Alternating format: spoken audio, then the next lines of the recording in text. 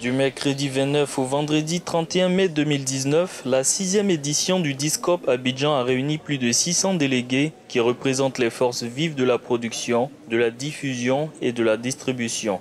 Pour les organisateurs, le marché africain est très prometteur tant au niveau de la production qu'au niveau de la consommation de contenu. L'Afrique est, comme je vous le disais, est très grande productrice de contenu, va le devenir. C'est une région où on compte plus d'1,5 milliard de consommateurs potentiels, donc c'est une région très importante. Nous couvrons avec nos marchés les 54 pays du continent et c'est une manière aussi de pouvoir dynamiser les relations entre les pays africains. C'est là notre objectif, c'est de faire en sorte, ce qui nous fait plaisir, c'est de voir qu'il y a de plus en plus de producteurs qui sont basés en Afrique francophone subsaharienne, en l'occurrence ici, pour ce marché, et qui travaillent avec des chaînes de la région. Cette 6e édition a mis un accent particulier sur la place des femmes dans les médias en Afrique francophone. Les panélistes ont abordé sans tabou les difficultés auxquelles sont confrontées les femmes dans l'exercice de leur métier. Qu'est-ce que les femmes apportent réellement dans la télévision aujourd'hui?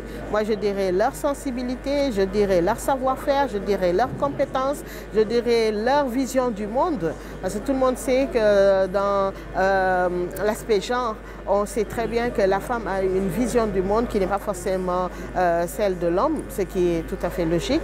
Et aujourd'hui aussi, il y a leur sérieux et leur rigueur aussi. Parce qu'elles en veulent, donc elles se battent 2 fois plus pour avoir leur place, pour exister.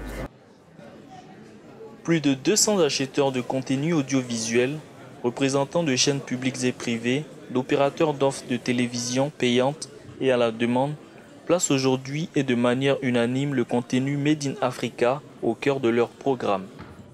Les contenus que les producteurs nous proposent aujourd'hui sont des productions de qualité et surtout afro. Donc du coup, ça apporte un peu plus à la diaspora qui a besoin de voir tout ce qui est afro.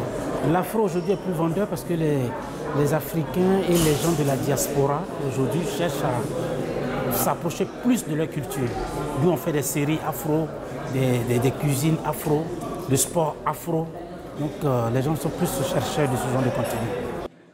L'édition ivoirienne du Discope s'est solidement implantée et est devenue en 5 ans un rendez-vous incontournable pour les acteurs de l'industrie de l'audiovisuel et du divertissement de l'Afrique francophone.